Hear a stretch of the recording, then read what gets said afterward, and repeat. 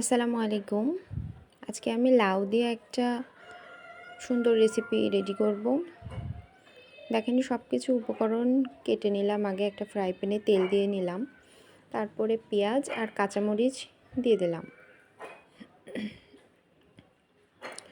এটা একটু ভালোভাবে নেড়ে নিতে হবে। অন্যদিকে আমি মসুরির ডাল ধুয়ে নিয়েছিলাম ভালো করে, তারপরে ওই পেঁয়াজের কাঁচামরিচ আর পেঁয়াজের ভিতরে দিয়ে ওটাও ভালোভাবে নেড়ে চেড়ে নিচ্ছি। পরিমাণ মতন হলুদ আর 1 চামচ লবণ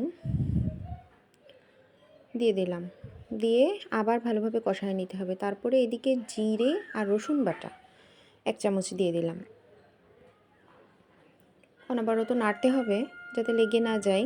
তারপরে আমি লাউ কেটে রেখেছিলাম, কেটে ধুয়ে এই যে দিয়ে দিলাম, দেখতেই পাচ্ছেন। এবার সেটাও ভালোভাবে নাড়তে হবে। এই রেসিপিটা খেতে অনেক মজা, আপনারা বাসায় ট্রাই করবেন।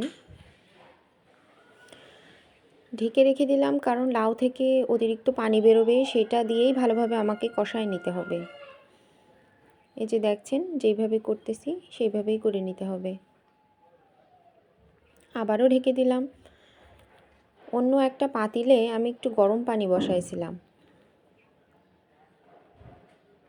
যে দেখেন কত পানি বেরিয়েছে। এই পানিটা সমস্ত ভালোভাবে শুকায় নিতে হবে।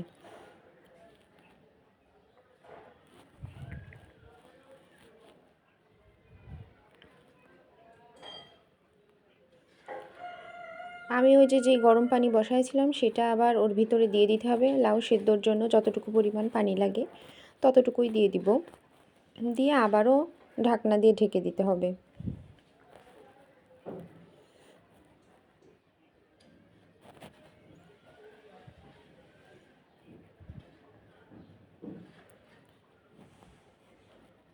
আমাদের 10 মিনিট অপেক্ষা করতে হবে। অন্য একটা বাটিতে আমরা একটু কাঁচামরিচ আর পেঁয়াজ কুচি করে নিয়েছিলাম, ওতে একটু লবণ দিয়ে ভালোভাবে মাখিয়ে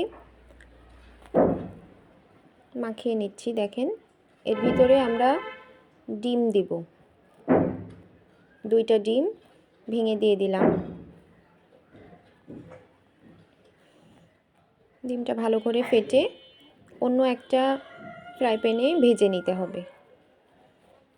এই যে দেখেন আমি ভেজে নিয়েছি। অপর দিকে এদিকে আমার লাউ সিদ্ধ হয়ে গিয়েছে। এই যে দেখতে পাচ্ছেন ডালটাও সিদ্ধ হয়ে গেছে, লাউটাও সিদ্ধ হয়ে গেছে। এই যে টিপা দিলেই দেখছি গলে গিয়েছে। এর ভিতরে সেই ভাজা ডিমটা উপর থেকে আমি বিছিয়ে দিলাম একে একে করে।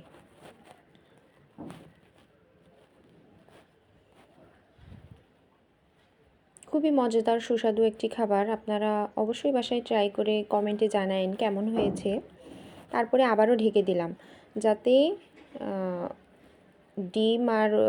ডিমের ভেতরে হচ্ছে ডাল আর লাউয়ের ইয়েটা সম্পূর্ণ জুসি একটা ভাব হয়ে যায়। এই জন্যেই উপর থেকে কিছু কাঁচামরিচ দিয়ে দিয়েছিলাম। এই যে দেখতেই পাচ্ছেন।